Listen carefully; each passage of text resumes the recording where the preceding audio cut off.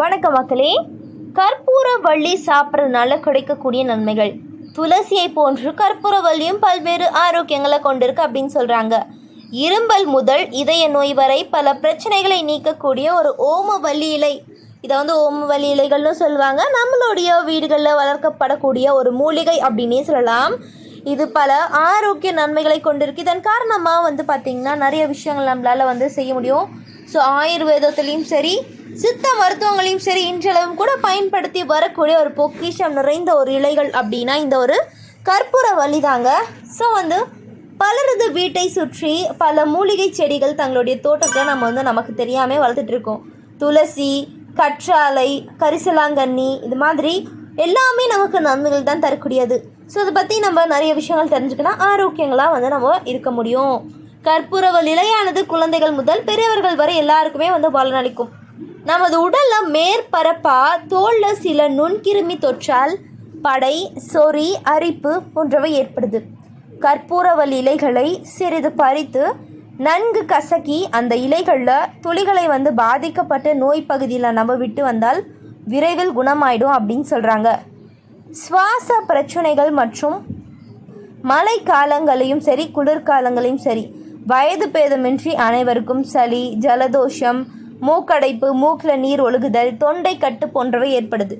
கற்பூரவள்ளி செடிகளுடைய இலைகளை நன்றாக கசக்கி பிழிந்து அந்த சாற்றை குடித்தால் மூக்கடைப்பு மற்றும் சைனஸ் தொந்தரவுகள் நீங்கும்.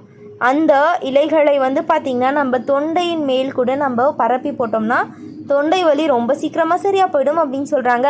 மார்பு சளி, தலைவலி, இப்போ நெஞ்சில் சளி கட்டுறது, இது மாதிரி எல்லாமே நீங்கள் கட்டுப்படுத்தணும் அப்படின்னு சொன்னால் கற்பூரவள்ளி இலைகளுடன் துளசி இலைகளையும் சம அளவு எடுத்து சுத்தம் செய்து லேசாக வதக்கி சாரெடுத்து 50 மில்லிகிராம் அளவு தினமும் காலை வேளையில் கொடுத்து வந்தால் மார்பு சளி குணமடையும் அப்படின்னு சொல்கிறாங்க. சிலருக்கு சில வகையான உணவுகள் அதிக அளவில் நேரம் கடந்து சாப்பிடும்போது அஜீரண பிரச்சனைகளை ஏற்படுத்தும். நெஞ்செரிச்சல் போன்ற பிரச்சனைகளையும் உருவாக்குது. இப்படிப்பட்ட சமயங்களில் கற்பூரவள்ளி செடியின் இலை சாற்றில் சில துளிகளை உங்களுக்கு நம்ம அருந்தினால் ஜீரண கோளாறுகள் நீங்கும். நெஞ்செரிச்சல் உணர்வு அப்படின்றது நமக்கு ஏற்படாது அப்படின்னு சொல்கிறாங்க. சிறுநீரகங்கள் நமது இரத்தத்தில் உள்ள அதிகப்படியான உப்புகள் மற்றும் இதர பொருட்களை சுத்தப்படுத்தி அக்கழிவுகளை சிறுநீர் வழியாக நமது உடலிருந்து வெளியேற்றுது. கற்பூரவள்ளி செடிகளுடைய இலைகள் சிறுநீரை அதிகம் பெருக்கும் தன்மை கொண்டது. இது சிறுநீரகங்களில் பார்த்திங்கன்னா அதிக அளவில் சேரக்கூடிய உப்புகளை கரைத்து சிறுநீரகங்களில் பார்த்திங்கன்னா நல்லா பாதுகாத்துக்குது அப்படின்னு சொல்கிறாங்க.